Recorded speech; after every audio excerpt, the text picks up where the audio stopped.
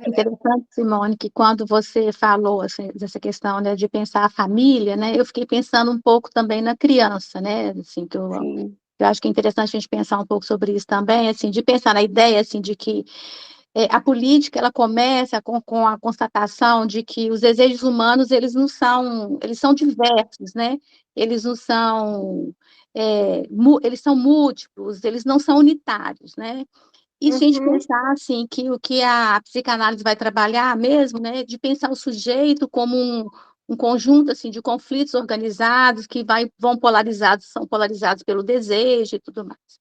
E aí, pensando nisso, né, a psicanálise não vai pensar a sociedade, como a Virginia falou, né, como uma totalidade orgânica, harmônica, né, totalizadora, natural na sua origem, né?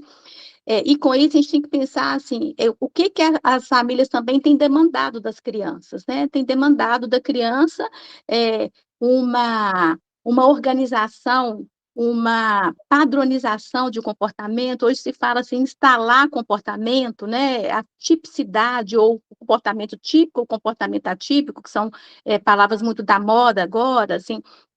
E o que que isso tem, assim, de é, violento em relação à criança, né? Assim, o que a uhum, psicanálise está pensando é de dar, que ela pensa e que ela propõe é de dar a voz à criança, de dar a voz pelo desejo. E aí a gente começa a pensar nessa questão da educação da sexualidade dessa criança, né?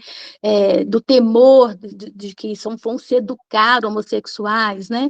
Eu até lembrei agora de Freud, quando uhum. Freud fala dos impossíveis, né? Que é governar, educar e psicanalizar. Né? Organizar. Que Uhum, é impossível governar para todos, é impossível educar todas as pulsões e é impossível esgotar o inconsciente. Então, eu acho sim. que é interessante a gente, né, pensar um pouco sobre isso, assim, do que essa política antidemocrática tem efeito sobre a criança nesse momento. Né? Eu acho que é uma Sim. coisa que nós não podemos também deixar de refletir aqui, né? Acho Uhum, que é por aí. sim.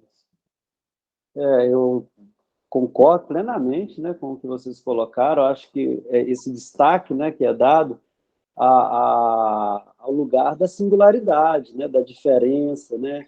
A gente cuida disso e a gente faz isso como, né? Tem diversas maneiras, como a Virginia levantou, não é só na clínica, né? Mas eu acho que é importante localizar assim, né, o trabalho do analista aí, né? A gente não trabalha com prescrições, né? Olha, Uhum. seja como todo, como esse grupo ou como aquele grupo, né? A gente trabalha com a escuta da diferença, né? Com a singularidade. O que nos interessa quando alguém é de um mesmo grupo que o outro não é o que eles têm em comum quando a gente está atendendo, né? Mas o que é diferente, se ele é católico, Uhum, umbandista, evangélico, budista, o que nos interessa não é o que ele tem em comum com outros evangélicos, com outros católicos, com outros budistas, mas a forma dele ser, né? Então é um lugar sempre, a nossa escuta é sempre pela diferença, né? Pela singularidade. Isso o Freud fez e levantou, assim, de certa maneira, né, possibilitou a manifestação de desejos singulares que estavam sendo reprimidos em nome de uma totalidade, principalmente das mulheres daquela época. Então, acho que isso que a Virginia traz, que hoje a psicanálise está preocupada com outras minorias, com outras vozes que a sociedade tenta calar, é desdobramento do trabalho do Freud. Ele começa ali, vai ampliando essas vozes. E a gente está vivendo num momento, né, em que há uma inspiração não só do governo e do candidato à reeleição, do Bolsonaro, mas de uma cultura, né, que inspira essa totalização, onde uma ou duas religiões, uma orientação sexual, uma possibilidade de satisfação, de lugar na sociedade, é, vamos dizer assim, celebrada e as outras são atacadas. A gente vê isso constantemente. Agora, no 12 de outubro, a gente viu, né, esse discurso do apagamento das diferenças, do ataque, né, aos católicos lá em Nossa Senhora Aparecida, no Dia das Crianças, a gente viu no Rio de Janeiro, em Uberaba, né, junto com eventos de festividade, né, para criança, de brincadeira, junto com pula-pula, etc. Tal, exposições de armas, para as crianças manipularem as armas. Isso passa um valor, não é só quem está no governo ou não, mas tem um certo valor que é contrário. Então, não é o nosso lugar prescrever para os nossos analisantes, nossos pacientes, né, nossos clientes ali na clínica individual, qual religião eles vão seguir, qual profissão eles vão escolher, e nem quem eles vão votar. Mas a gente precisa preservar a possibilidade dessa diferença, senão o nosso trabalho não faz sentido nenhum.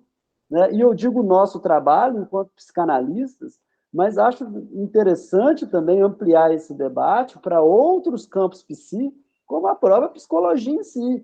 Né? A gente está no nosso código de ética, que a nossa ação ela deve ser orientada pelos direitos humanos. Né? Eu falo quanto psicólogo, né? Mas os outros psicólogos, psicanalistas, né, não tem como a gente pensar um trabalho na área psi, na área de saúde mental, desvinculada aos direitos humanos. E a gente está num momento em que é a ideia do bandido bom é bandido morto, das armas, né, da violência, né, do apagamento de vozes. Né? Então, a psicanálise, respondendo a sua pergunta, Margot, eu acho não só que é possível, mas como a Virginia falou, é urgente, é necessário nesse momento a psicanálise se posicionar. Então, acho muito, né, eu fiquei muito feliz com o convite, com a articulação do CEP, para a gente ter essa conversa e para a gente, o CEP se colocar, né, como eu disse, na nossa clínica, não é o nosso trabalho apontar esse ou esse caminho para o sujeito, mas é papel do psicanalista apontar alguns rumos para a sociedade. O Freud trabalha isso em 1908, no Moral Sexual Civilizada, ele diz, olha, a sociedade ela tem uma organização que favorece a neurose, então o psicanalista precisa pensar em reformas, pensar em impactos na cultura, isso no início da psicanálise. Então, a gente está vivendo um momento que eu acho muito delicado, acho muito importante esse posicionamento do CEP, acho muito importante o posicionamento de várias pessoas, que não só do campo assim, de um partido ou outro, a gente está falando de uma frente democrática ampla, que vai do Lula ao FHC, aos planejadores do Plano Real, Ciro, Tebet, grande parte, né, para aposta num governo que aceita as diferenças. E a gente vendo uma retórica de que esse governo vai fechar igrejas, né? Sendo que uma época que as igrejas evangélicas no Brasil mais prosperaram foi no governo Lula. Então, eu acho que a gente tem que se posicionar, assim, enquanto psicanalista, enquanto psicólogo, psiquiatra, quem está na área psi, eu acho que tem que se posicionar em prol, não de um ou de outro partido, mas em prol da democracia, do lugar das diferenças e das singularidades. Então, acho muito importante, muito feliz que a gente esteja tendo essa conversa aqui. Correto. Beto, fantástico vocês terem falado sobre tudo, né?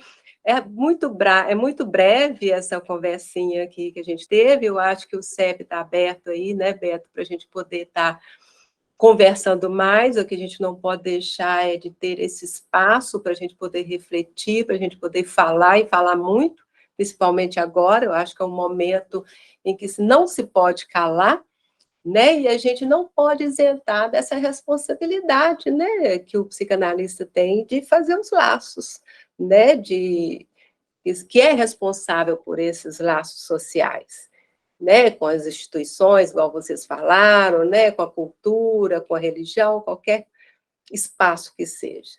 Eu agradeço a presença de vocês, fantástico, muito obrigado. Boa noite a todos, tá? Boa noite.